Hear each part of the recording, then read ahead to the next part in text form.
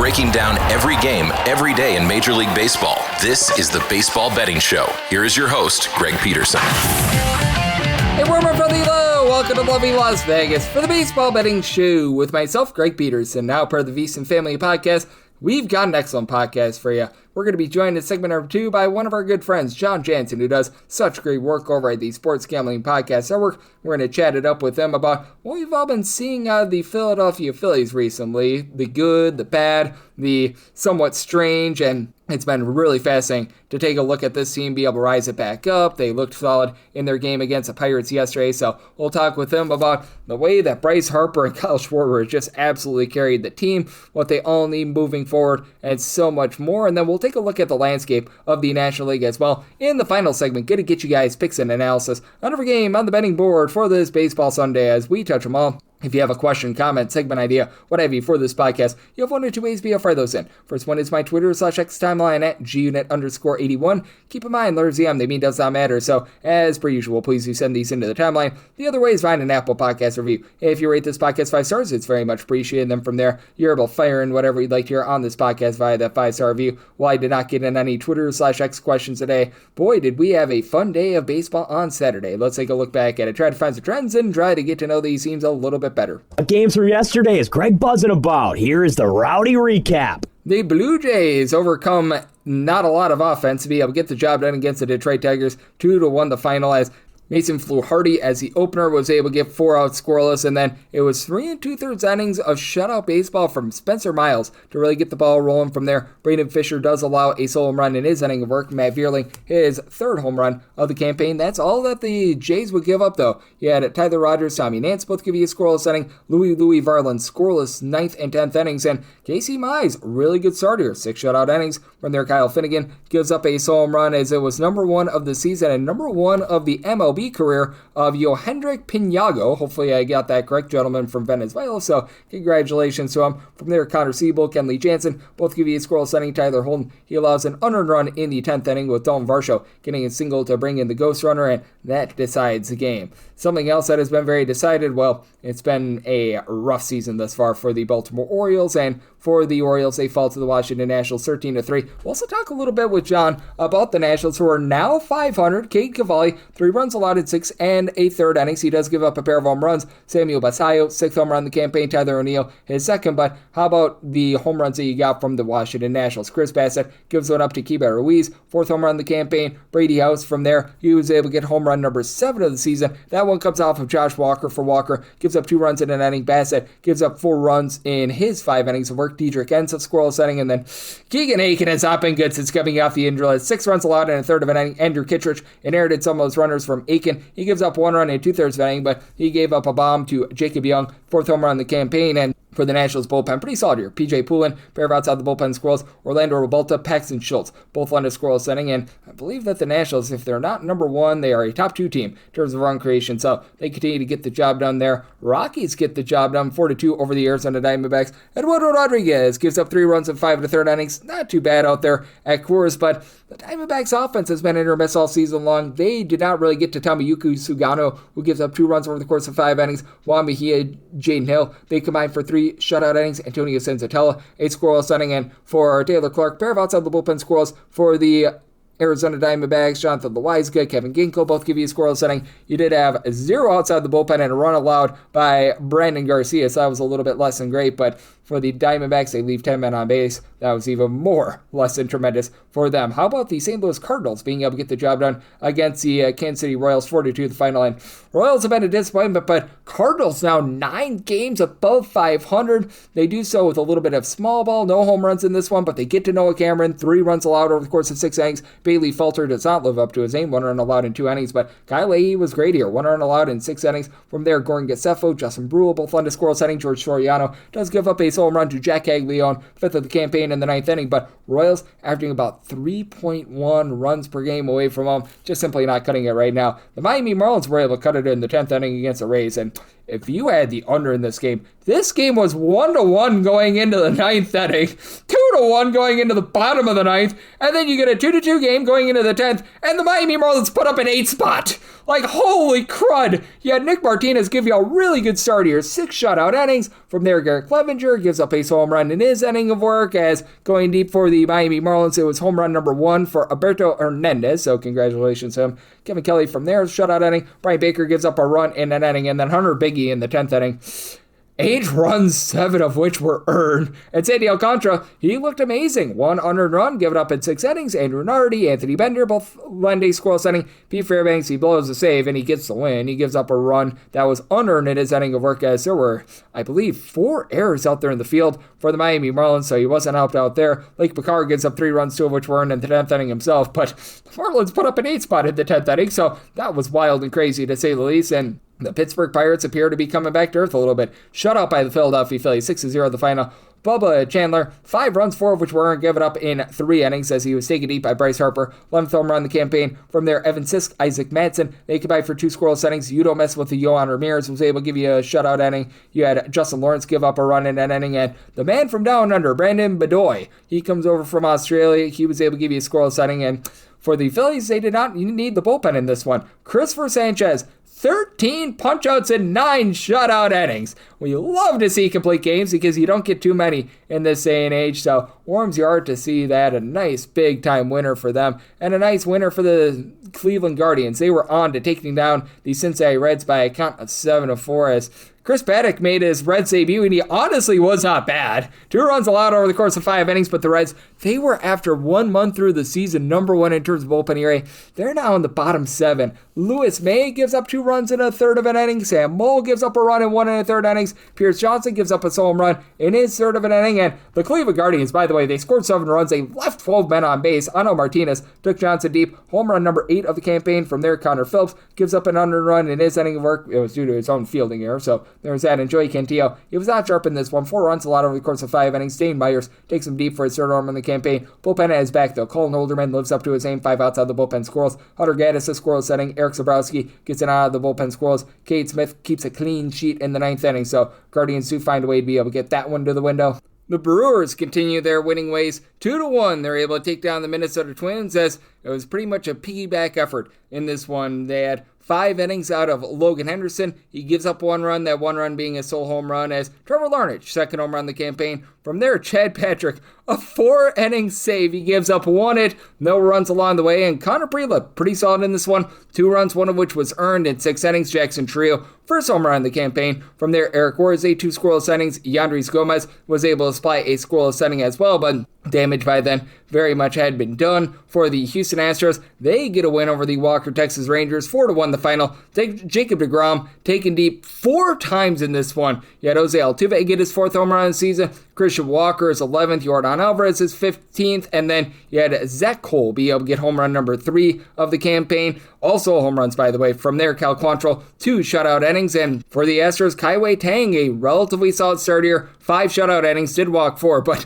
the Rangers, they score 1 run and they leave 13 men on base. Steven Okert, a scoreless inning. Aniel de los Santos, run given up in a third of an inning. Brian King was the king, along with AJ Bluebaugh, of both giving a pair of outside the bullpen squirrels. Brian Abreu, 4 outside the bullpen squirrels to be able to get the save. So they get that one to the window. For the Slam Diego Padres, they slam the Seattle Mariners. 7-4 the final, as Walker Buehler, he looks like a new man. 2 runs allowed over the course of 5 innings. Was taken deep by J.P. Crawford. 6th home run on the campaign, but Wandy Peralta and Jason Adam were both able to supply a scoreless inning. Did have Alec Jacob give up a pair of runs without getting a single out of the bullpen, but Adrian Morejon, Jeremiah Estrada, they clean up the Mets with a pair of shutout innings apiece. And for Nick Davila, scoreless inning from him. You had 4 outside the bullpen squirrels from one Mr. Domingo Gonzalez, but Logan Gilbert, rough start in this one. He gives up all 7 runs in 6 2/3 innings, taking deep 3 times. As Nick Castellanos, his third home run season. Gavin Sheets, holy Sheets, he gets home run number 3 of the campaign. And Rodolfo Duran,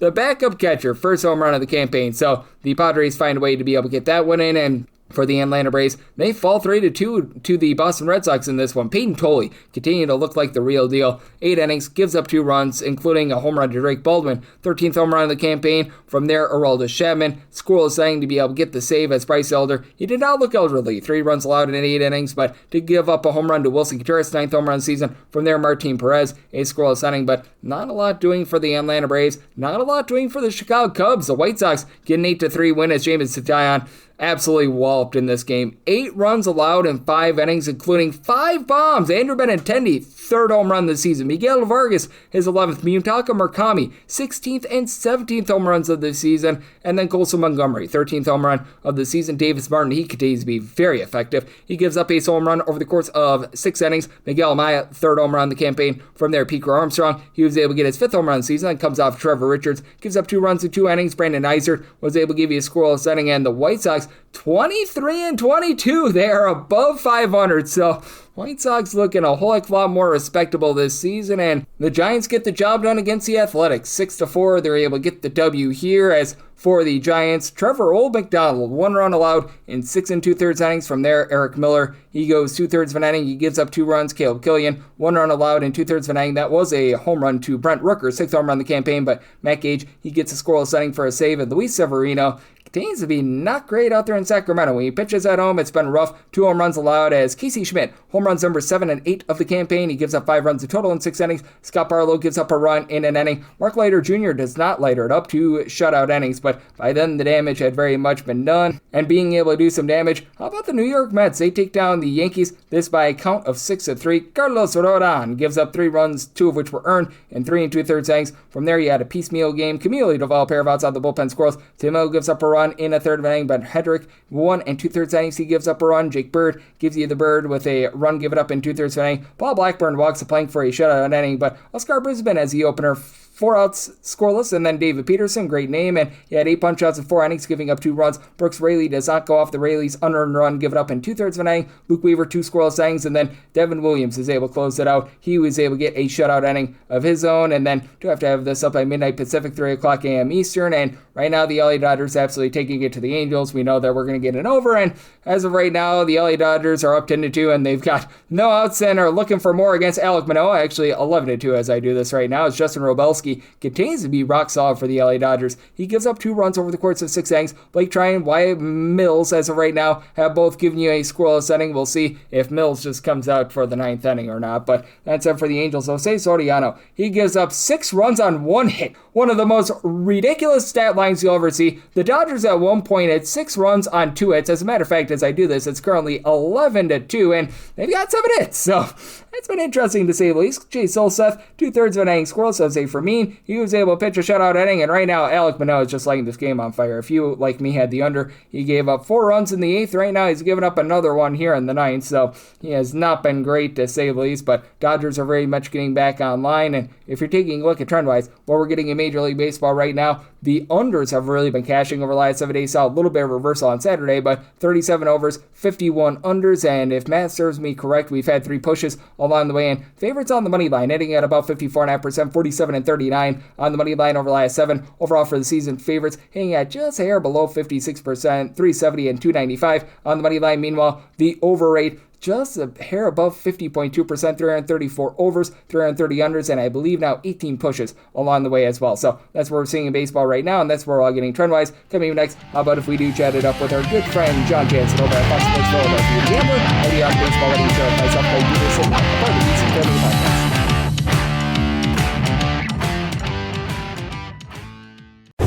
Breaking down every game, every day in Major League Baseball. This is the Baseball Betting Show. Here is your host, Greg Peterson. And we're back here in lovely Las Vegas for the Baseball Betting Show with myself, Greg Peterson, now part of the VC Family Podcast. Always great to be joined by this man, as we've got Jon Jansen aboard. He's doing such amazing work over at Fox Sports Philadelphia, the Gambler, on so many different fronts. Obviously doing a great job day in and day out looking at baseball. He's been doing a great job looking at all things basketball, with the 76ers having a nice bounce back year this year. And additionally, he does a great job on the college football front as well. You're able to follow him on the old Twitter/X at the letter J, his last name Jansen, the number 34 altogether. And John, always a pleasure, my friend. Thank you so much. Yeah, thanks for having me, Greg. And I think last time we talked, the Phillies weren't doing so great, and now a little bit of a turnaround. So very nice this time around. Yep, exactly. The first time we had you on, it was all sorts of chaos and the Philadelphia Phillies. And I believe just fired Rob Thompson, either that or they were on the verge of doing so. Now things have been able to just correct itself. And how do you take a look at this team right now? Because I think that we both agree, probably still want to see a little bit more out of guys not named Bryce Harper along with Kyle Schwarber in the lineup, but pitching has been solid, and it just feels like a team that was in a bunch of turmoil right now has been able to stabilize, and things are much more calm than they were a few weeks ago. Yeah, they are. And I think kind of what happened is like simultaneously, we knew this was a very top-heavy roster, and altogether, every single one of those guys just started doing well. Duran's pitching better than he ever has. Zach Wheeler came back from his injury. He's been pitching really well. Christopher Sanchez, a bit of a rocky start to the season, but his changeup has looked a lot better, and he's been a lot better. Then you get as you just mentioned, Kyle Schwarber and Bryce Harper.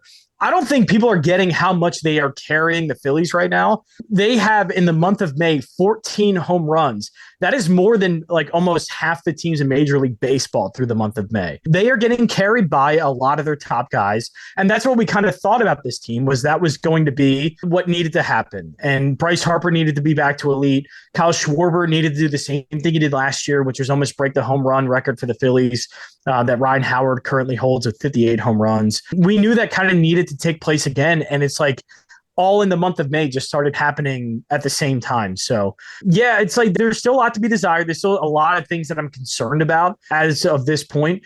But yeah, they're the top heavy part of the roster, the stars on this team are all doing exactly what they need to do at probably the biggest pivotal turning point of their season. Yep, certainly. And it has been huge to watch them be able to get a few wins against the Pittsburgh Pirates for the game on Friday. Certainly it wasn't because of Aaron Nola, so that was interesting to say the least, but they were able to find a way to pull that one out. And just how do you take a look at this Phillies team in general? Because Aaron Nola just still continues to be a sticking point for me. I've been saying it for years that he's been overvalued, and he has not really done his part for the Philadelphia Phillies, but it feels like Jesus Luzardo might finally be getting the positivity that we've been expecting. If you look at his advanced numbers versus his ERA, it's one of the most ridiculous splits I've ever seen in my life over the last 12 months. You mentioned Christopher Sanchez. We also have Zach Wheeler and Neil Wheeler going back out there on the bump on Sunday as well. And it feels like right now for the Phillies, the pitching is starting to stabilize, other than really when Aaron Nola's out there on the mound. That's probably the biggest thing for me is the starting rotation. So we knew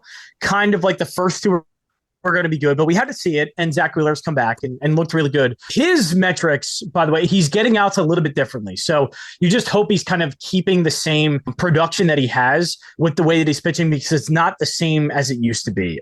He was very power heavy. It was a lot of strikeouts. It's just not the same, but he's still such an advanced good pitcher that he's making it work still at an elite level. So that's really good that number one and number two look the part. But that's where I kind of get concerned is number 4 and 5 are awful right now. As you just mentioned, Aaron Nola, but also Andrew Painter was supposed to be a really rock solid number 5 coming up from the farm system. He's going through a bunch of issues, and his last start, he looked okay. I still don't think things look right. He just has command issues. So the stuff is really good. So all the things you hear about Painter and the stuff, like everything is there, but the maturity in his game, to be able to control and hone in all that stuff just isn't there yet. So that's where I get concerned is number 4 and 5.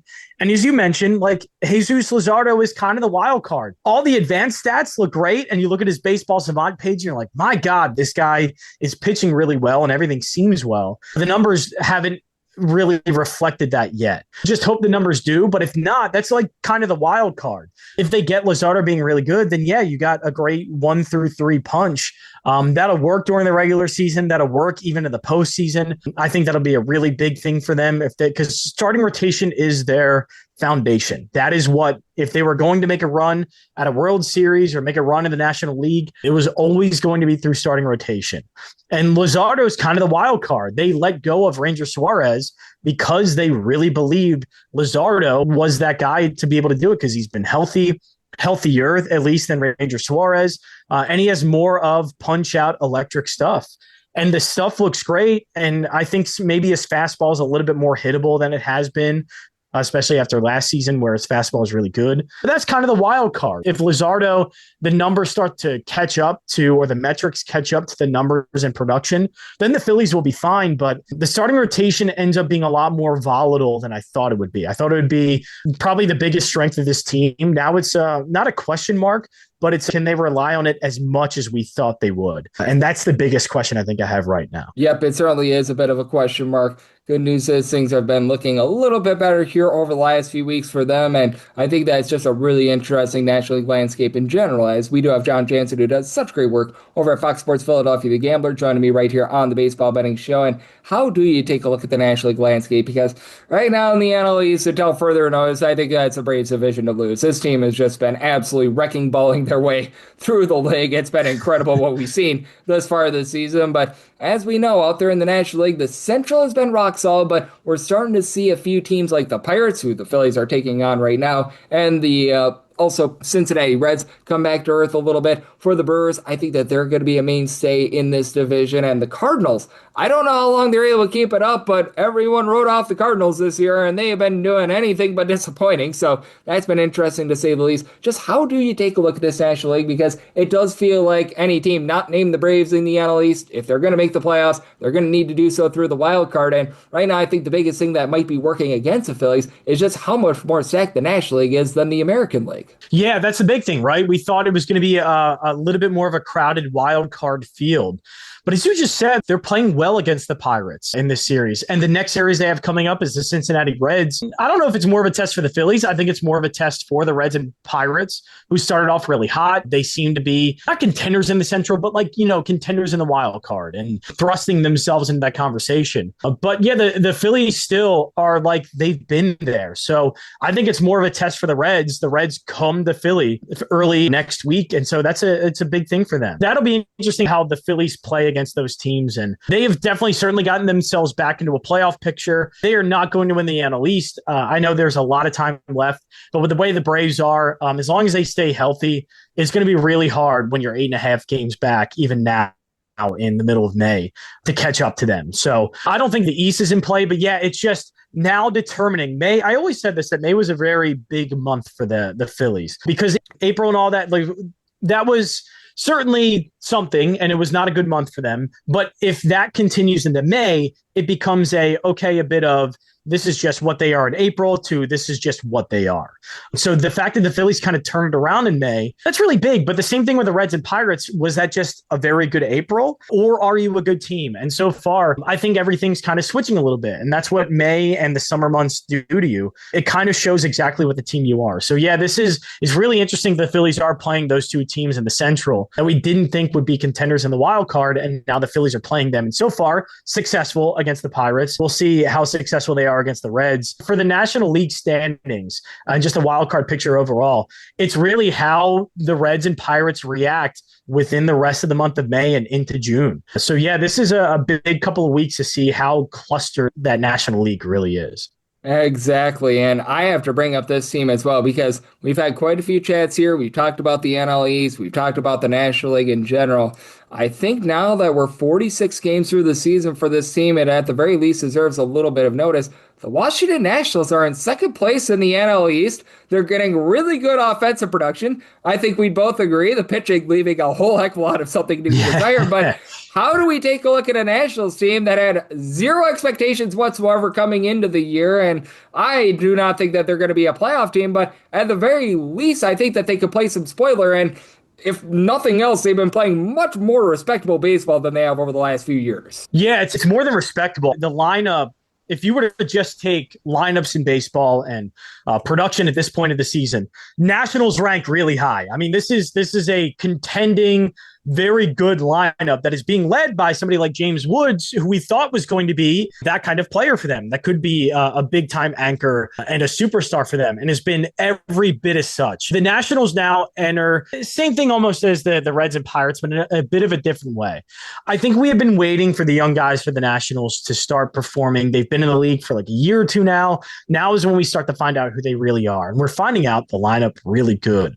The rotation and the bullpen leaving a lot to be desired. But as we know in baseball, things just kind of can change And I think for the Nationals, they kind of have an in-house example. Their World Series year, their bullpen through the first half of that season was the worst bullpen in baseball. Their bullpen in the second half of that year was one of the best. Things can really change. So if they can ever figure out that pitching, that lineup is ready. That lineup is playoff ready. They are ready to be in a wild card spot. But just if the pitching can ever figure itself out and catch up to the lineup, I don't know if that ever happens, but the fact that they are in that position, teams in the National League should be watching for the Nationals. And again, I think we said this a lot for the NL East. Usually it's been a lot of, and now the Mets are really bad, but it's been a lot of like one or two teams at the top that are really good and the rest aren't so great. The Nationals are just making this whole division and I think the whole National League picture a little bit more interesting because of how good that lineup is. Again, I'm not like talking about this lineup it's just a decent lineup. Like it is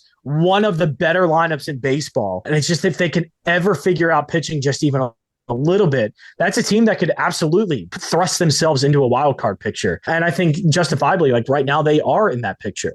They're a very interesting team. But I will say that, again, the lineup is there. The lineup is definitely playoff ready. Yep, I am in agreement with you there. And if you've been taking the overs in Nationals games thus far this season, it's been going quite well for you as well. And then I do want to wrap it up with this because we're looking at the league right now, and obviously we both have our eyes on the Phillies. I think that it's very clear that they're on the up and up right now, on the upswing after it was very much a downswing in the first few weeks of the season. But is there a team, maybe it's one that we've talked about, maybe it's a team that we haven't, that you really want to be watching them the next few weeks because maybe they got off to a great start to the season and they're regressing. Maybe it's the exact opposite and they got off to a rough start and it feels like there's some positivity for them. Could be National League, could be American League team. But that said, is there a team that you're watching here the next few weeks? Because a lot of people always have that moniker of Memorial Day being whether a team is for real or for not. Is there a team that you want to see what they do the next week and a half going into Memorial Day to just find out what they are? Yeah, and you kind of mentioned this team. The Brewers have like cycled through so many starting pitchers. I mean,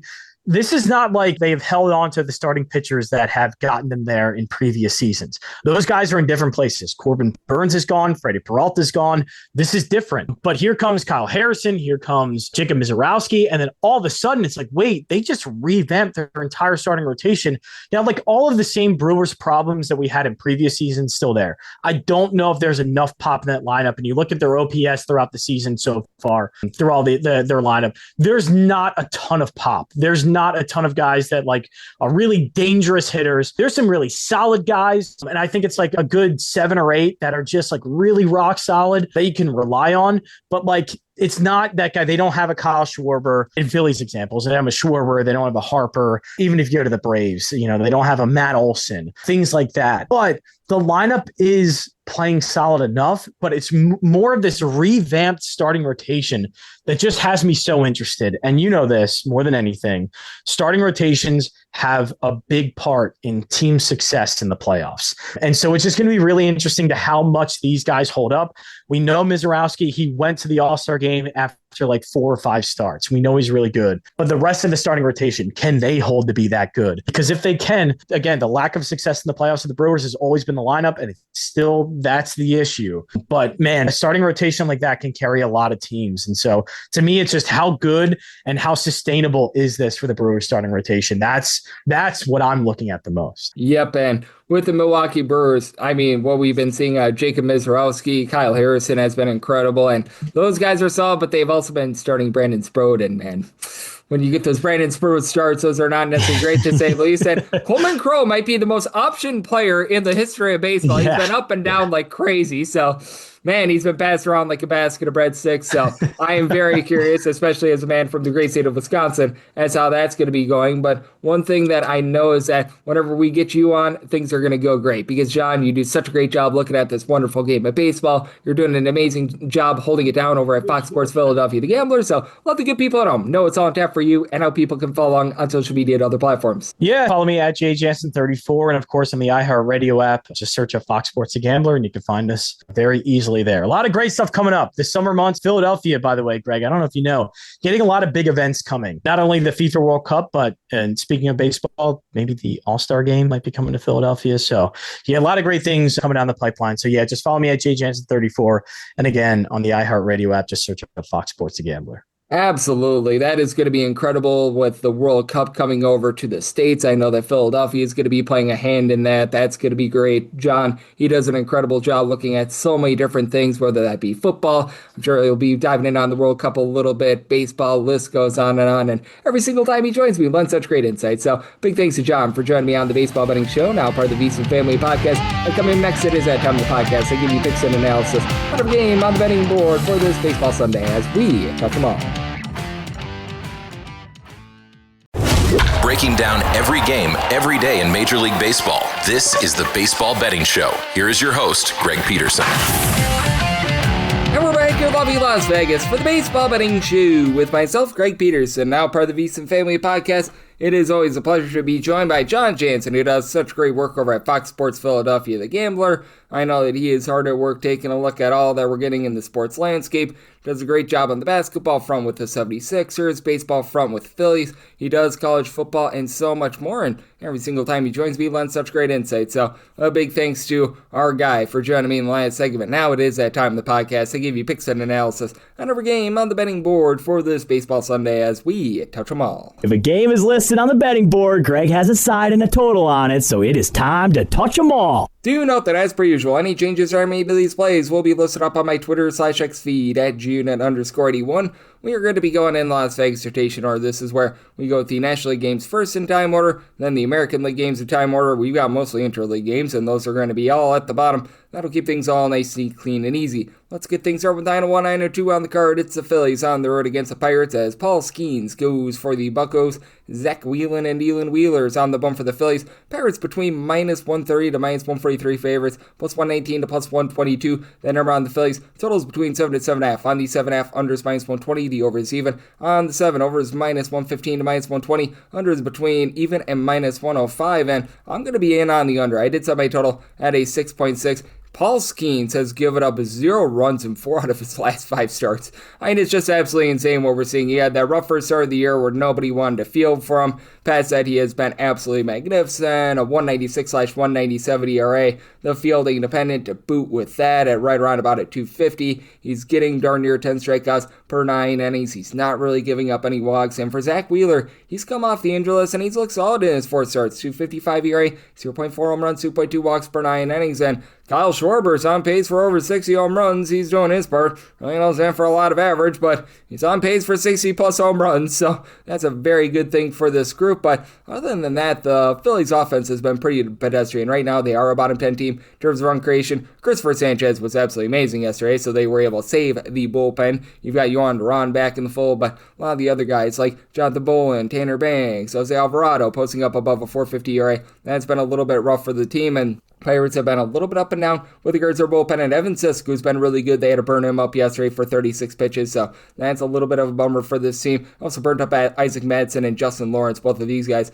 posting up over a 4 ERA, so that's a little bit less bad. You've got Dennis Santana right around about 350 ERA. Gregory Soto has actually been really good in this bullpen. He's flying a sub at 250 ERA, but I do think that might be regressing sooner rather than later. And for the Pirates, this has been a top 6 team in terms of run creation at home. Some pretty big home and road splits, which I do think are going to iron out a little bit. O'Neal Cruz along with Brandon Lau, both have given you 10 plus home runs apiece. They've really been carrying the mail for this team, with O'Neal Cruz up to about a 325 on base. Lau has been able to give you over a 340 on base. Marcell Ozuna continues to be awful, but Colin Griffin now hitting about a 260. Brian Reynolds at 390 on base. Nick Gonzalez 380 on base. Doesn't hit for homers, but hey, he'll take the average. And with regards to Philadelphia Phillies, this infield is still not really hitting for this team. Trey Turner down for what? Bryson Stott, Alec Boehm, all these guys are giving you less than a 290 on base. And Bryce Harper has been fine, 11 home runs, 380 on base. Brandon Marsh moves the line, but you need more out of the catcher spot as well with JT Realmuto struggling. So I think that this is going to be a very low scoring game, and I just trust in Paul Skeens here. Set the Pirates out of -146.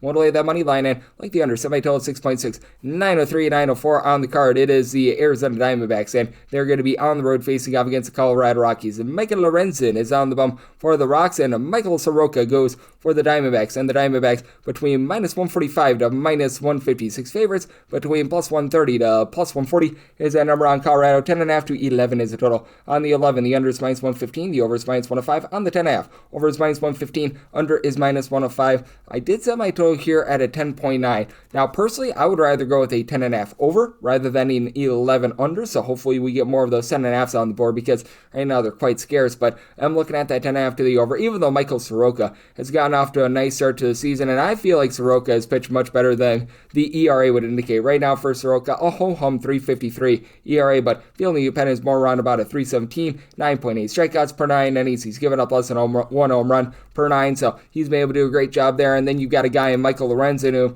he has been all over the place this far this season. For Lorenzen, nice hearty 6.55 ERA. The fielding independent more around a 4.92 as he's given up 1.4 home runs, 2.9 walks per 9 innings, but it's very clear that with his only about 7.5 strikeouts per 9 innings, might not be cut out for Coors. He's made 4 starts there, 9.64 ERA. That is not great, and for the Diamondbacks, they've been about a league average offense this season after they were a top 4 team in the big leagues in terms of run creation last year, but Lourdes Gurriel, Gabriel Moreno, quite a few others have been dealing with injury, and I do think that they're going to be able to find it once again. Ketel Marte, 272 on base with 5 home runs. You just expect a little bit more there. Corbin Carroll's gone cold with the deep ball, but still give you about a 385 on base. You've got Nolan Arenado's turned back the clock this year. 6 home runs, 275 average. That's pretty solid. Guillermo Vargas has been great. He's hitting for a 340 lead the way of 7 home runs, but I mean, a lot of these guys like Moreno, Adrian Del Castro, the mix and match guys, just have not necessarily been amazing for the team, and Diamondbacks continue to be in the bottom half of the big leagues in terms of bullpen rate, even though you've had someone like Juan Murillo be able to step up, give you a sub-3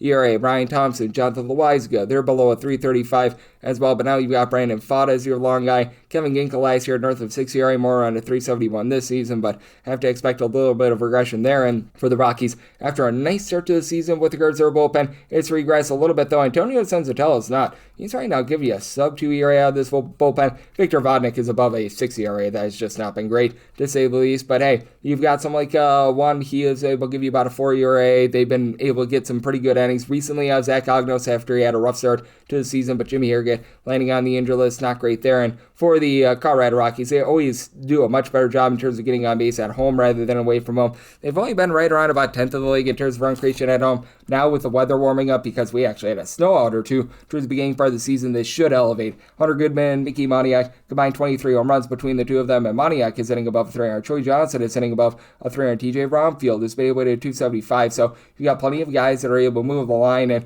I do think that they'll get to Soroka in that bullpen a little bit, but in the end, I do think the Diamondbacks hit Michael Lorenzen and hit him relatively hard. With the money line price, I set mine at a 173. Personally, I'm going to be taking a look at the run line here. Right now, in terms of that run line, you're going to be finding that more in the neighborhood, about a plus 105, very small plus money, so going to be looking there, and I do like this total to the over on a 10.5. 905, 906 on the card. It's the Blue Jays on the road against the Detroit Tigers. Captain Jack Flaherty is on the bump for the Tigers. Kevin Gausman goes for Toronto. Toronto minus 127 to minus 133 favorites, and between plus 110 to a plus 120 is that number on Detroit. 7.5 to 8 is the total. On the 8, under is minus 115. The over is minus 105. On the 7.5, over is minus 115. Under is minus 105. Maybe my total in 8.1. I do like the over, mainly because Captain Jack Flaherty just has not been great this far this season. My goodness gracious, this is a man that really needs to get online, and it's not even like he's giving up the deep ball too much. Sure, he could certainly work on being able to hone in a little bit more there, but that's what has really been killing him this far this season, is that he has had absolutely no command whatsoever. For Jack Flaherty, right now rocking a 5.73 ERA, 5.19 field independent, 10.5 strikeouts, 1.2 home runs per 9, but then the 6.9 walks per 9 innings, that is just absolutely brutal, to say the least. And then on the other end, you've got a guy in Kevin Gausman who's been very rock solid this far this season. For Gausman, he's not necessarily the flamethrower that he's been in the past, but he's getting about 8.5 to 9 strikeouts per 9 innings. Has been able to do a really good job in terms of not hurting himself. He does have a 3.86 ERA, but 3.27 field independent, with giving up 1.1 home runs, 1.6 walks per 9 innings, and has been a Tigers lineup that has been a little bit shaky this far this season. You've got plenty of guys that are able to get on base, move the line, but you haven't been able to get as much boom as you have in the past. Spencer Torkelson, along with Riley Green, are both at 7 home runs or fewer, and Green is doing a great job in terms of getting on base, well above a 400 on base, but still, you need a little bit more power there, especially with Torkelson hitting at the Mendoza line of 200. Kevin McGonigal, darn near 400 on base. You've had the ancillary guys, so just not be able to step it up for this team. Zach McKinstry, Jake Rogers, backup catcher, Wencio Perez, Torkelson, who I mentioned before, Matt Vierling, all these guys, you get 215 or lower. You've had Dylan Dingler be able to give you 8 home runs right now, leading the way there. But for the Tigers, it does feel like this bullpen is really starting to round into form as they used up Kenley Jansen yesterday. That's actually a good thing for the team. Brian Turner along Kyle Finnegan have both been able to give you a sub-325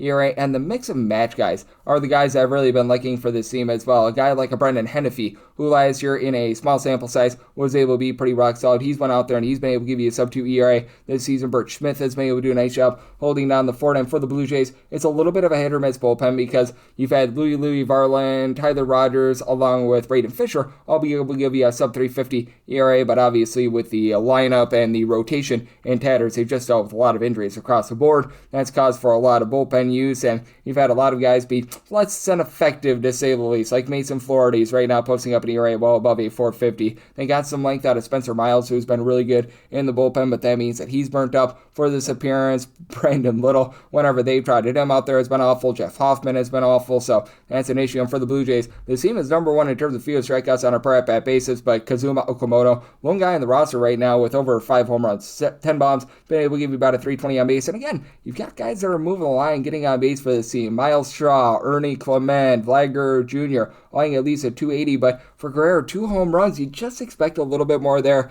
Heck, in the small sample size, Yohendrick Pinado, hopefully you got that correct, he's hitting well above a 300, but just the boom is not there. I do think that it improves a little bit, and Jack Flaherty has been awful, but that said, I think that the Tigers get online a little bit more as well. Some I tell it at 8.1, do like these 7.5/8 to the over, and for the Tigers, even money or better, taking them on the money line. 907, 908 on the card. It's the Rangers. They're going to be on the road against the Houston Astros. This is old to be determined on the bump for the Texas Rangers, which is why this game is presently off the board, and we do know that it is going to be Peter Lambert getting the start for the Houston Astros. And right now, if you're looking at who the Rangers might start, they might be going with Nathan Eovaldi. It might be a bullpen game, and that's why this game is completely off the board. If it's Nathan Eovaldi, Rangers are probably going to be in the neighborhood about a -130 to a -135 favorite, and then it would be a case for a 7.5 or less, looking at the over, 8 or higher to the under. In a bullpen game, it's an 8 or less to the over, 8.5 or higher to the under. Astros become a -106 favorite. So it's about a 35 to 40 cent difference between the bullpen game and if you get Nathan Eovaldi, because I don't think that Nathan Eovaldi is going to be fully 100% if he does make the start, but it's still going to be a lot better than a Rangers team that has had a really good bullpen this year. They are number one in terms of bullpen ERA.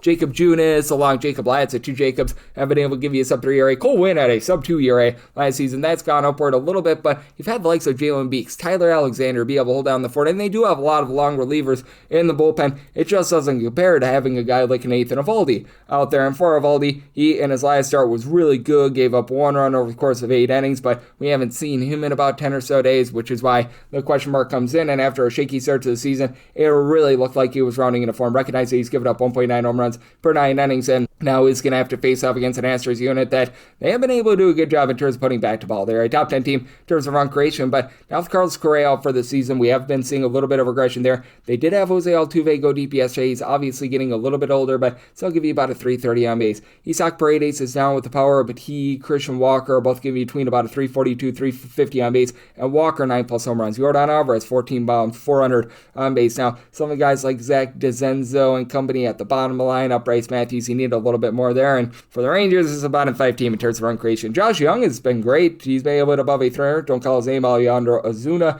Give you over 400 on base. Even Ezekiel Duran move the line hitting at 275 along with Brandon Nimmo. But these guys like Jock Peterson, Jake Berger, Foscue up there in the infield, the entirety of the catcher spot, getting absolutely nothing there. And for Corey Seager, he's just been absolutely awful for this team. They gave him the day off yesterday. I wouldn't doubt it if they just put him on the injury list because he has been slumping that bad. So it's an interesting circumstance here. And the known starter that we've got in Peter Lambert, he was actually not even that great out in Japan last season. He's come back to the States, and he has been very solid. He's right now supplying a 276 ERA, 299 fielding dependent. Really doing a nice job keeping the ball in the yard. 1 home run allowed in 29 in a third inning. So if you get a bullpen game against Lambert, would be willing to lay up to -105 with the Astros, plus 170 or better. Looking at the Rangers, and then 8 or less on the over, 8.5 higher the under. If it's Nathan Eovaldi, more like a -130, -135 is what I'd be willing to lay on the Rangers, and then I'd be setting a total to where a 7.5 or less, and on the over, 8 or higher the under. 9:09, 9:10 on the card. It's the Marlins. They're going to be on the road against the Tampa Bay Rays as Drew Rasmussen is on the bump for the Rays, and you got Eury Perez on the bump for Miami. Miami does find themselves as a bit of an underdog here. You're going to be getting them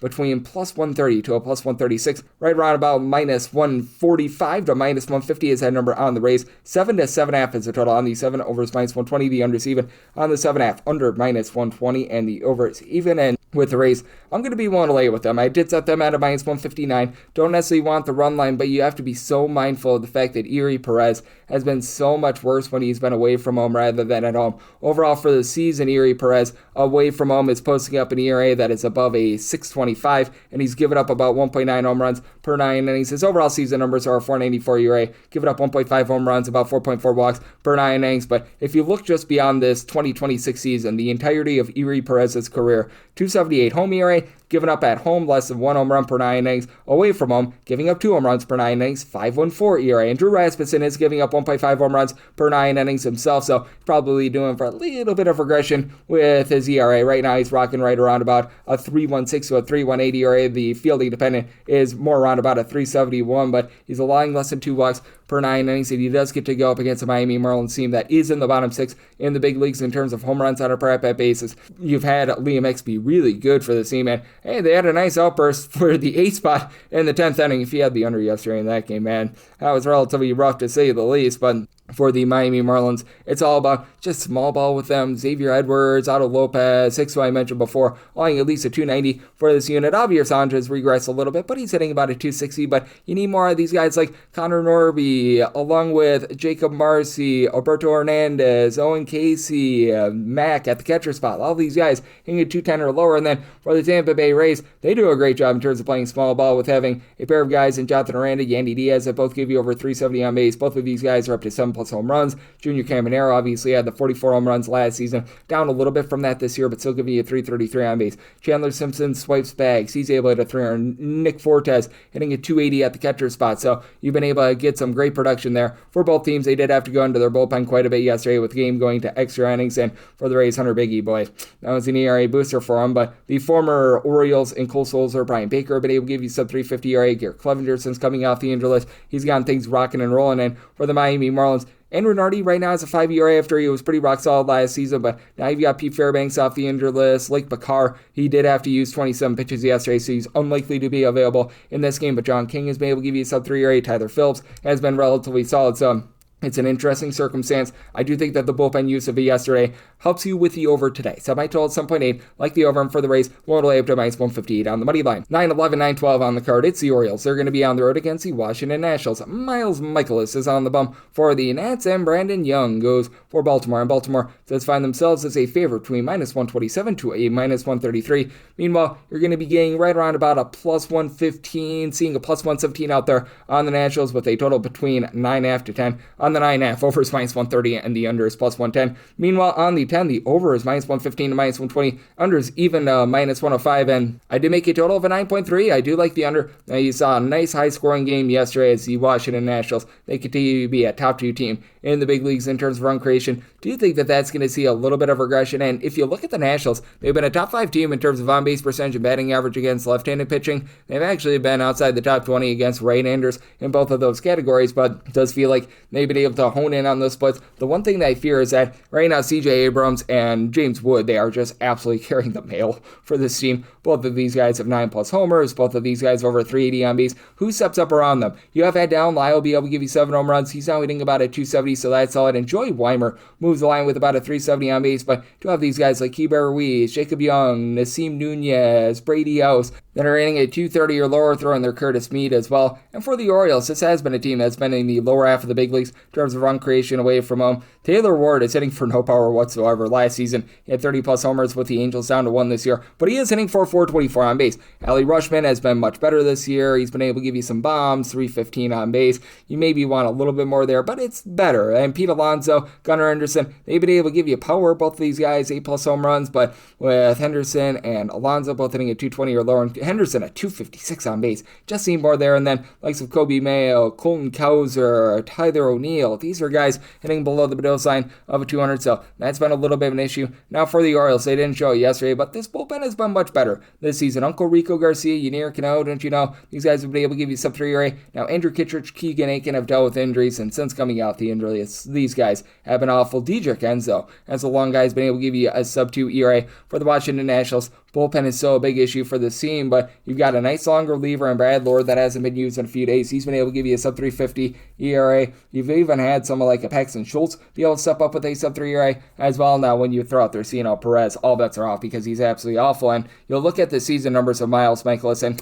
horrible, to say the least. He is right now supplying an ERA of a 7. He's given up over 2 home runs per 9 innings. But that said, 3 runs or fewer allowed at 7 straight starts. They've been really limiting his innings used, so I do think that they could piggyback Lord off of him. I think that helps him out big time. And for Brandon Young, he's got a 4.15 ERA, but he's allowed at least 3 runs in 3 out of his last 4 starts. 480 fielding dependent, 1.4 home runs, 3.8 walks per 9 innings. I do think that the Nationals get to him, so made a total of 9.23. I do like the 10 to the under. And for the Nationals, made them the minus 101 favorites, so I can throw to plus money like that money line. 913, 914 on the card. It is the Red Sox. They are going to be on the road against the Atlanta Braves. This is a game that's off the board because we do know that Grant Holmes is going to be on the bump for the Bravos. It is currently listed as to be determined for the Boston Red Sox. Now, it is looking like Brian Bale is going to be getting the start here, and if you get Bayo against Holmes, I set the Braves at a minus 181 on the money line. I'm willing to go up to minus 180 there, and I'd probably be looking run line plus 108 or better. Would look at that Braves run line. I need at least plus 182 to take a shot on the Red Sox, and made a total of a 9.1. 9 or less, I like the over. A 9.5 or higher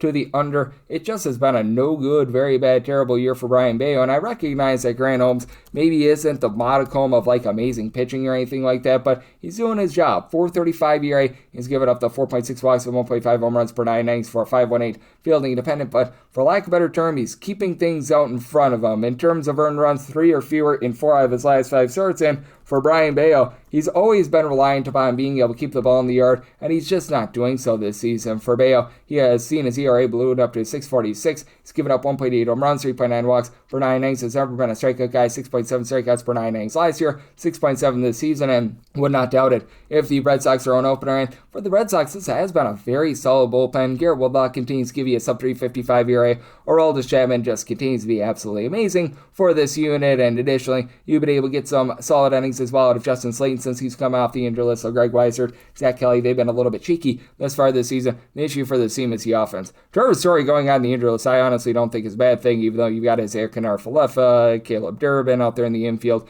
both hitting below a 225. You've got nothing whatsoever out of Jaron Duran this far this season. Roman Anthony being on the injury list has hurt this team, but you've got a guy in Wilson Contreras who's give you over 370 on base, 8+ home runs. Wilder Abreu, he's been able to 300 as well, but the power just has not been there for this team. The entire catcher spot has been rough for them as well. And then for the Atlanta Braves, they entered into Saturday number 1 in the big leagues in terms of run creation. This despite the fact that they've got Ronald Acuna Jr. on the injury list. Michael Harris has really been able to have a turn back the clock season. 8 home runs, he's hitting above a 300. Dom Smith is hitting above a 300. Matt Olson, Drake Baldwin, both of these guys over a 360 on base. Olson's up to 14 home runs. Baldwin, 9+ home runs. Ozzy, Albies, hitting darn near 300. So you have to love that. And additionally for the Braves, this is a top 6 team in terms of bullpen ERA. They have the likes of Racio Iglesias, Tyler Kinley, Dylan Lee, Robert Suarez, also supplying a sub-350 ERA. Ronaldo Lopez is out giving you long relief out of the bullpen as well. So I think that the Braves should be a sizable favorite here, plus 108 or better. Looking at the run line, you at least plus 182 to take a shot on the Red Sox, and then 9 or less, like the over 9.5 or higher, the under.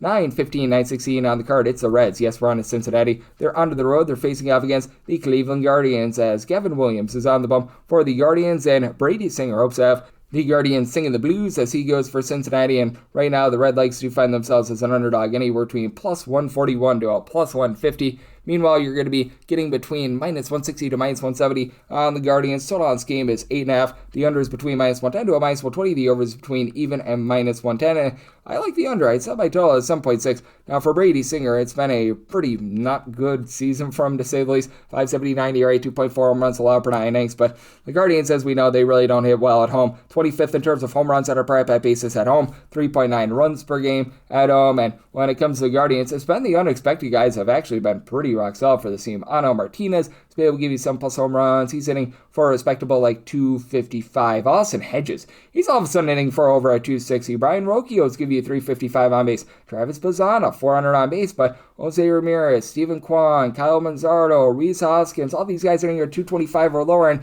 you expect a little bit more power out of Jose Ramirez than the 6 home runs that he's got right now. Meanwhile, flip side for the Cincinnati Reds, it's been all about cousin Sal Stewart along with Elliot De Cruz, a pair of guys that have 10+ home runs, but Sal Stewart down to hitting about a 235, 240-ish right now. You've been able to get a little bit of something out of JJ Bleday. Very small sample size, but he's been able to give you over a 400 on base. Additionally, you've got Mr. Dane Myers, who's went deep, I believe, now twice in this series. He's looking pretty solid, so he's giving you a little bit of something at the plate, but you still need a little bit more out of some of these guys like DJ Friedel, Jose Trevino, Cabrian Ace, Tyler Stevenson. These are guys hitting at 220 or lower. Matt McClain, throw him in there as well. And for the Reds, through the first month of the season, they were darn near the best team in all of baseball in terms of bullpen ERA. Outside the top 20 right now, Emilio Pagan going on the injured list, I honestly think might be able to help this team out, but Tony Santana is toilet bowl. He's got now 550 ERA. You have Pierce Johnson, Brock and Roll Burke, who have been able to give you sub 350 ERA. Like, most of the bullpen has actually been solid. Ellie TGA, Antone, Graham Ashcraft, about a 332 ERA, but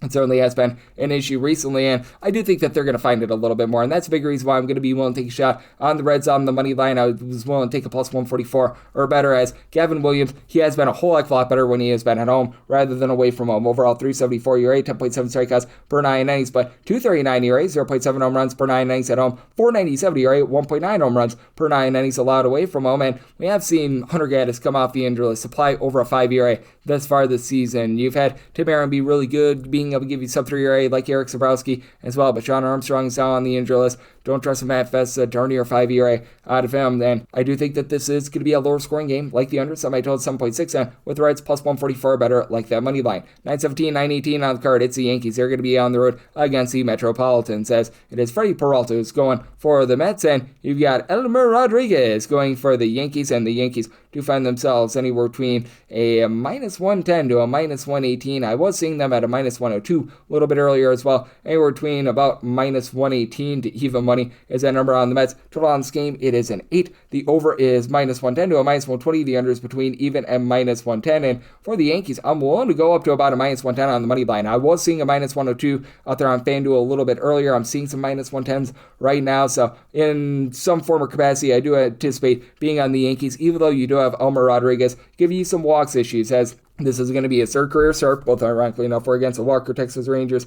5.19 ERA, 8 walks allowed in 8 2/3 innings, but does a good job in terms of keeping the ball in the yard. Was never really a strikeout artist at the minor league level, but now you get to go up against a Mets team that's 27th in the league with 3.7 runs per game. And I mean, other than Juan Soto, who's been solid for the team, you just don't have anyone that's stepping up for the team. Like, you just take a look at the starting lineup yesterday for the New York Mets. Soto, 370 on base. He was hitting for about a 278 going into the game. He was the only player in the starting lineup hitting above a 250, with the only other player hitting above a 235 being AJ Ewing, who has played less than 10 games throughout his career. So, I mean, it's just deplorable what we're seeing. And none of these guys are hitting for power other than maybe Mark Vientos, who's got 6 to 7 home runs this season. Meanwhile, for the Yankees, this team is a top 6 team in terms of run creation. Paul Goldschmidt is starting to find it, give you over 350 on base. Aaron Judge, Ben Rice, they both give you over 395 on base. 13 plus home runs out of both of those guys. Cody Bellinger's up to a 375 on base. Now you need to get more out of the infield because you've had Ryan McMahon, Jazz Chisholm, the entirety of the catcher spot, Anthony Volpe.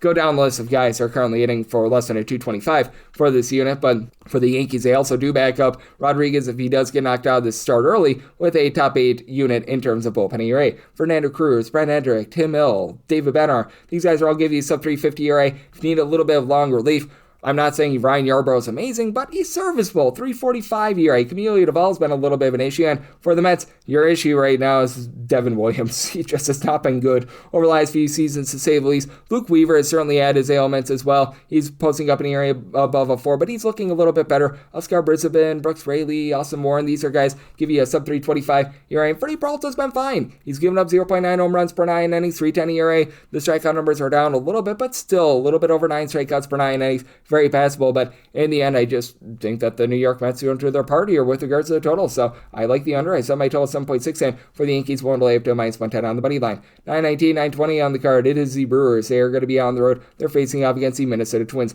We do know that Bailey Ober is going to be on the bump for the Twins. Right now, it is listed as to be determined for the Milwaukee Brewers. This is a game that's presently off the board.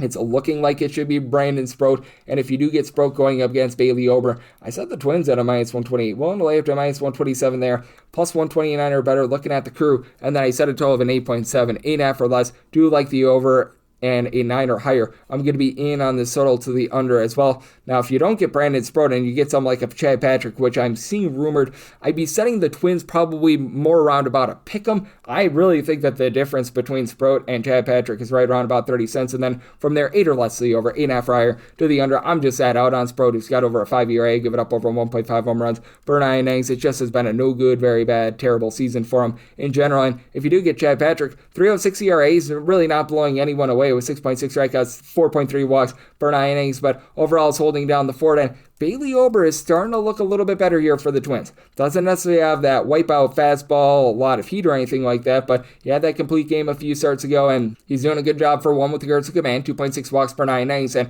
not allowing hard contact, 0.9 home runs per 9 innings. Now, he does face off against the Milwaukee Brewers team that they are the masters of small balling you to death. And you've got Jackson Chirios back along with Andrew Vaughn. Both of these guys, since their return, have been able to hit above a 270. Now, you do have Gary Sanchez, Luis Renifo. You need a little bit more there. Blake Perkins has been awful thus far this season, so the lineup is starting to be in tatters a little bit. But that said, William Contreras is able to give you 360 on base. Bryce Harper give you over 415 on base. Do think that Sal Frelick, who's only been able to hit a 225, he finds it a little bit more as well. And for the Twins, when Byron Buxton's been out there, he has been amazing, but has been out the last few days as well, and I'm anticipating him being out of the fold as well, so that's a bit of an issue. Now, you do have Ryan Jeffers, who's giving you over a 400 on base. Out of nowhere, he hits for no power, but Austin Martin has also been able to give you over a 400 on base. Brooks Lee, along Trevor Larnach, both of these guys hitting above 255, but then you look at the bottom lineup, likes of Josh Bell, Royce Lewis, James Outman, all providing less than a 300 on base. They're not giving you a lot of power. They're not hitting for average. That's an issue, and here's a big issue that you've got for the Minnesota Twins as well. This is a bullpen that's in the bottom three in terms of ERA. Taylor Rogers, Luis Garcia, Yanris Gomez, Justin Topa, Eric Orze, Anthony Panda. All these guys are posting up an ERA above a 4. It's just absolutely terrible. And for the Brewers, I recognize that Abner Uribe has not necessarily been himself this season, coupled with the fact that Trevor McGill has an ERA above a 5, but you just time and time again continue to get wins for Aaron Ashby. He's been solid with a sub-3 ERA. DL Turner Paul has been able to do a nice job in long relief. You might be looking to one of the young guys in Shane Drone, who's been able to give you some long relief as well. So it's an interesting circumstance. I probably don't want any part of Sproat. So if it is Sproat against Ober, I'd be willing to lay up to -127 with the Twins, plus 129 or better. Looking at the Brewers, and then 8.5 or less, like the over 9 or higher to the under. That goes to an 8 or less to the over, 8.5 or higher to the under if it's Chad Patrick. And if Chad Patrick goes for the Brewers, I probably would be setting them as a slim, like -102, -105 or so favorite. 921, 922 on the card. It's the Cubs. They're going to be on the road against the White Sox as Eric Fetty-Wap goes for the White Sox, and Colin Ray says hit Pepper Ray to another start for the Cubs. And the Cubs do find themselves as a good-sized favorite here. You're going to be getting them between -135 to a -143. Meanwhile, you're getting between +115 to a +125 for the Chicago White Sox. 8.5 is the total, over and under, both at -110. And when it comes to the White Sox, need at least a +150 to take a shot. I just am not a fan of Eric Fetty whatsoever. Like, you look at the ERA this season, and it's much better than it was a season ago at a 377. 603 fielding independent, 2.1 home runs allowed per 9 innings, only 4.4 strikeouts per 9. That point starts a lot of regression. And for Colin Ray, we have seen things start to pull for him a little bit. 15 runs allowed over his past 4 starts. His ERA has ballooned up to a 4.68. He has been able to get darn near 8 strikeouts per 9 innings, 1.3 home runs, 2.8 walks per 9 innings. So I honestly think that he's perhaps pitched a little bit better than what that ERA would indicate, and he's backed up by a lineup that's in the top 5 in terms of run creation. Now, for the Cubs, it's been a little bit more wobbly here over the last few days, as we've seen some of these guys go down with their overall batting average. You've got a guy like a Michael Busch who's able to give you 350 on base. He's hitting just at 230. Ian Happ, 9 home runs. He's been able to give you about a 380 on base, and Seiya Suzuki, 380 on base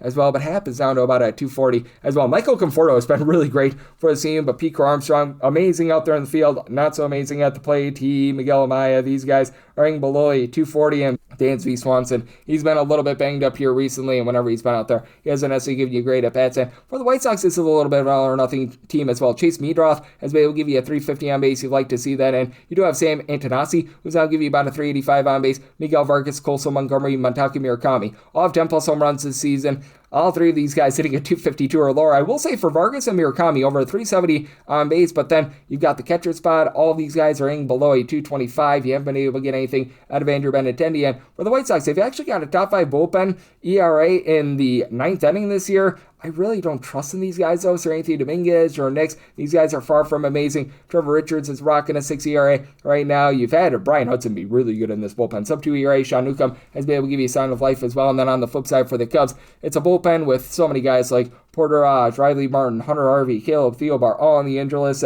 They've been really relying upon Daniel Palencia and Hobie Milner, and both of these guys have been great. Sub 3 ERA. Jacob Webb was solid last year with the Rangers, so it is an interesting circumstance. I just flat out think that the Cubs slug their way to victory. One to lay up to minus 150 on the Cubs money line, and I like the over. Semi-total 9.2, 923, 924 on the card. It is the Royals. They're going to be on the road against the Cardinals. Andre 3000 Palante is on the bump for the Cards, and Stephen Golick goes for Kansas City. Kansas City is finding themselves in some places a very slim, like minus 105 favorite, seeing as high as a plus 105 on them. Meanwhile, for the Cardinals, you're finding them about as bad as a minus 125, as good as about a minus 110 or so, with a total between 9 to 9.5. On the 9, over is minus 120. The under is even. On the 9.5, under is minus 125. Over is plus 105. I do like the Cardinals here. I set them at a minus 134. For Stephen Golick, rough first 2 outings for him, 6.75 ERA. You look at what he did last year. He wasn't really getting a lot of strikeouts. He was hovering right in the neighborhood about 7 strikeouts per 9 innings, but he was plenty effective for the team as he was posting up 3.51 ERA, 0.7 home runs, 2.5 walks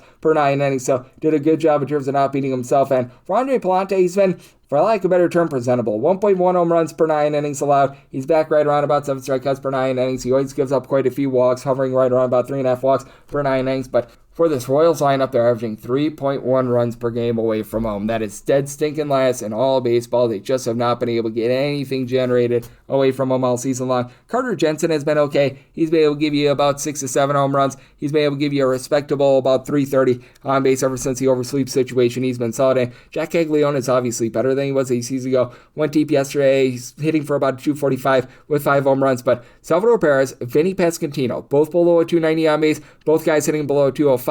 Between the two of them, between 9 to 10 home runs this season. You just need more of those guys. Bobby Witt Jr., 7 home runs over the last 28 days, back to a 380 on base. That's a guy that we all know and love. And heck, Kyle Isbell, Miguel Garcia, not a ton of power, but they're hitting at 265 apiece. That's fine, but not getting much out of Pasquantino and Perez has just killed this lineup. Meanwhile, for the Cardinals, Jordan Walker just continues to carry the mail for the team. He's giving you a 380 on base, 12 plus home runs this season.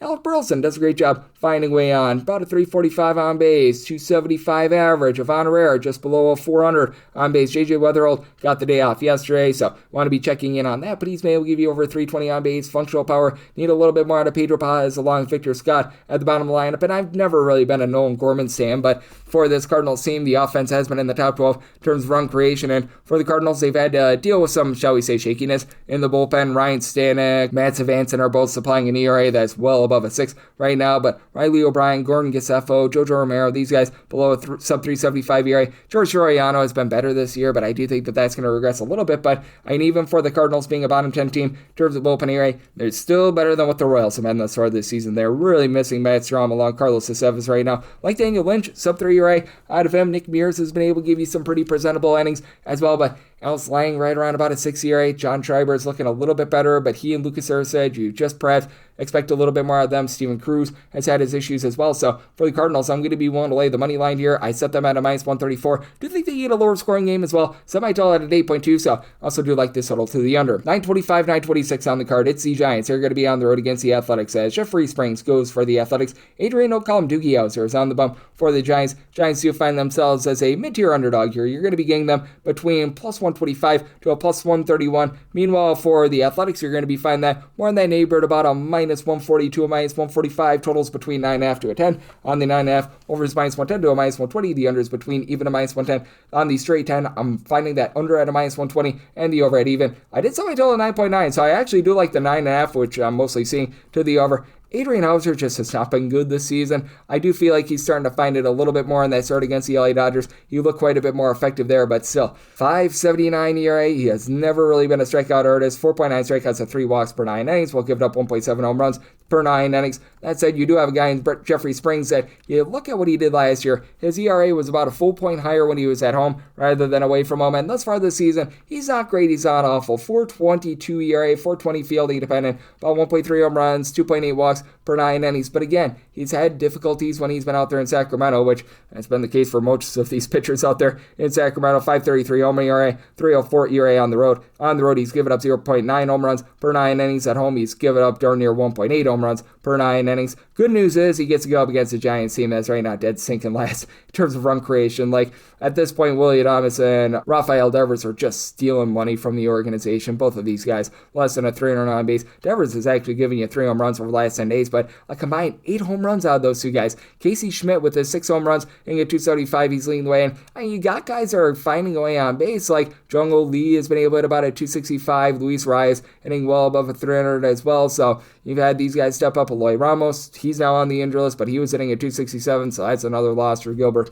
Has not been able to give you too much. And Harrison Bader, he's been about as useful as a poopy-flavored lollipop this season. And for the Athletics, after being on the injury list and a rough start to the season, Brent Rooker seems to be rounding into form. Shea Langoliers, O'Shea is banging for 12 home runs, hitting about a 335. Nick Kurtz continues to give you 400 plus on base. His power starting to come back with 8 home runs. And Zach Olof, since coming off the injury list, 5 home runs at 77 at-bats, hitting at 260. Could use a little bit more. Something like a Lawrence Butler at the bottom of the lineup. He's been hitting less than a 180, and it's been a little bit of a rough season for Tyler Soderstrom. Giants should have a little bit of a leg up in terms of bullpen. I've been liking what I've been seeing. The likes of Caleb Killian, Keaton Wynn, Matt Gage. These guys give you a sub 350 ERA. Now you're getting Yoel Piguero off the injury list as well. But for the Athletics, they've been presentable in terms of their bullpen. It's not amazing or anything like that, but likes of Hogan Harris and Luis Medina, throw in there Joe Kuhnel as well. These have been guys that have been able to give you a sub 350 ERA. Jack Perkins is a little bit of a roll that he's up to about a 475 ERA, but even something like Scott Barlow's been presentable. You don't want Mark Leiter Jr. out there, but still, I do think that you're going to get some scoring in this game, and I think that the Athletics get to Hauser. I'm willing to lay up to minus 152 on that Athletics money line, and like the 9 after the over, so I might tell 9.9. 927, 928 on the card. The Dodgers are going to be on the road against the Angels. Grayson Rodriguez makes his debut for the Angels, and Hiroki Sasaki is on the bump for the Dodgers. Dodgers between minus 138 to minus 143 favorites, and between plus 118 to a plus 125 is that number on the Halos. 9 to 9.5 is the total. On the 9, over is minus 120, the under is even. On the 9.5, under is minus 125, and the over is plus 105. And I did set a total here of a 9.4. I do like the over, mainly because in Los Angeles, the ball flies much better during the daytime than the nighttime. And Grayson Rodriguez at full force, I do think that he's going to be really good, but that's it for Grayson Rodriguez. He missed the entirety of the 2025 campaign. He's been trying to be able to just find it at the minor league level in general, and I just don't know if he's going to be able to give you a lot of length. He had 2 minor league rehab starts. He went 9 2/3 innings in those. The strikeout stuff was insane. He had 16.8 strikeouts per 9 innings, but I mean, he was playing at like the high A level. Like, he didn't even face off against double A or triple A pitching, so it's hard to really take those numbers and make too much out of them in general. So we really don't know what we're going to get here out of Grayson Rodriguez. And if he's knocked out of the start early, and he's always been prone to giving up some walks, the LA Angels are a bottom 5 team in the big leagues in terms of bullpen ERA. Just so many schlubs out there right now. Drew Pomerantz is on the injury list. That is not a bad thing for this team. Kirby Yates is coming off the injury list, is supplying over a 5 ERA. Sam Bachman hasn't been too bad. Ryan Zephyrion right around about a 4.15 ERA, but Brent Suter's looking a little bit long in the tooth. Nick Sandlin is posting up an ERA above a 10. And for the LA Angels, we have seen a big-time home and road split with them with regards to their offense. As right now for the Angels, 4th worst in the league in terms of run creation at home with about 3.4 runs per game, about 4.7 runs per game away from home. I think that irons out a little bit. Mike Trout continues to give you 11 home runs at a 4 on base, and Joel Elson fired to the rain, hitting about a 260. He's been able to supply 6 home runs. Jorge Soler, he seems to be falling off. He is giving you the 8 home runs, but not hitting at 215. Yoel Moncada, Josh Lowe, Logan O'Hoppe, these veterans are hitting at 200 or lower, so that's been an issue. Bryce Teodosio has not been able to give you too much either. And then for the LA Dodgers, the team entered the series hitting darn near 6 runs per game away from home. I mean, away from home, they're averaging more than a full run half per game more than they are at home. Max Muncy has been able to supply 12 home runs. He's giving you about a 375 on base. I know that Shohei Ohtani's been in a little bit of a slump, but he's still giving you a 370 on base. You know that he's going to find it. You know that you're going to get more than 4 home runs out of Freddie Freeman and Kyle Tucker moving forward, and both are still giving you over Schwarber, 340 on base. Andy Paz, 10 home runs. He's hitting above a 300. And for the Dodgers, this has been a top 10 team in terms of bullpen area as well. We saw them in that bullpen game on Friday just be absolutely lights out. They were able to get a little bit more rest with a solid start on Saturday. But you take a look at some of these guys who have been able to step up for them, like so Jack Dreyer, Kyle Hurd, Jake Eater. They've been able to give you a sub 250 ERA. Will Klein, who got the start yesterday, he's been able to do a relatively solid job as well. And then for Roki Sasaki, it's been a no good, very bad, terrible start to the season for him. Right now, rocking a 5.88 ERA. The fielding independent is more around a 6, as the command just once again is really eluding him. 2.4 home runs, 4.3 walks allowed per 9 innings. I think that they should probably be sending him back to the bullpen, but that said, I'm going to be in on the Dodgers here. I did set them at a minus 155 on the money line, and if you're looking to lay a run half with them, I was pretty much willing to take any sort of plus money on that Dodgers run line. Right now, I am finding that more in the neighborhood about a plus 115, so I'm going to be looking at the Dodgers run line, and I do like that 9 to the over, and wrap things up with 929, 930. You've got the Padres on the road against the Seattle Mariners. George Kirby goes for Seattle, and it's a Lucas Giolito who gets the start for the Padres. Padres between plus 134 to plus 144 underdogs. With the M's, you're going to be finding them as high as about a minus 165, as low as a minus 145, and total 7.5 over and under anywhere between minus 105 to a minus 115. And I'm in on the Mariners. We'll go up to a minus 155 on the money line. Lucas Giolito, and the long and winding road just continues for him. He actually looked relatively solid last season back when he was with the Boston Red Sox. That said, you just don't know what you're going to get in the first start of the season for him. And Giolito was quite lucky last year. 341 ERA, 417 field independent. Swing and miss stuff was way down last year. He was down below 9 strikeouts per 9 innings for the first time since 2018. He was giving up 3.5 walks per 9 innings. So I think that it might be a little bit relentless here. And with regards to Lucas Giolito, 4 minor league starts, was rocking about a 4.76 ERA. He's getting less than 8 strikeouts per 9 innings at the minor league level. So that's not great to say the least. And then you've got a man in George Kirby who's always been much better when he has been at home rather than when he's been away from home. For Kirby, it's been a solid season for him. 2.84 ERA, fielding independent a little bit higher at a 3.24, but he's just not giving up the deep ball right now. 0.6 home runs, 2.2 walks per 9 innings. He only gets about 7.3 strikeouts per 9 innings, but all in all, I've liked what I've seen out of him. And you look at the career numbers for George Kirby, so this is not just one isolated season. 3.04 ERA with less than 0.9 home runs per 9 innings at home. Away from home, giving up over 1.2 home runs per 9 innings with a 4 ERA. And for the Padres, they entered into yesterday having scored about 3.8 runs per game over their last 28 games. So the offense is really starting to toil up for this team. Fernando Tatis Jr. still stuck on 0 home runs going into yesterday. Just absolutely ridiculous what we've been seeing there. For the Padres, you've got Gavin Sheets be able to give you a little bit more power, 7 home runs, but still 308 on base. You've got Jackson Merrill, Manny Machado, Nick Castellanos, Ramon Laureano, all hitting at 225 or lower without a lot of power. Miguel Andujar is hitting about a 290 for the team, and Xander Bogaerts has actually picked it up for this team, but the roster in general just has not been able to hit. Meanwhile, for the Padres, you've got Jason Adam and Mason Miller, both give you a sub-2 ERA. The bullpen is looking much better with Yuki Matsui coming off the injured list. Adrian Morejon, Jeremiah Estrada above a 3.85 ERA, but these guys rounding into form. Heck, Wandy Peralta has been solid. And for the Seattle Mariners, they are now dealing with some injuries in the bullpen. You've had Andres Munoz not be himself this year, over a 5 ERA, but looks like he's improving. Gabe Spire, Matt Brasher on the injured list, but Edward Bizardo, Cooper Criswell, Jose Ferrer, these are guys give you a sub-350 ERA. You now have Cal Raleigh on the injured list, but it's not like Cal Raleigh was doing anything to start with, so I think that that's actually not as bad of a thing as a lot of people might think. Julio Rodriguez starting to pick it up, 7 bombs. He's been able to about a 325 for his on base.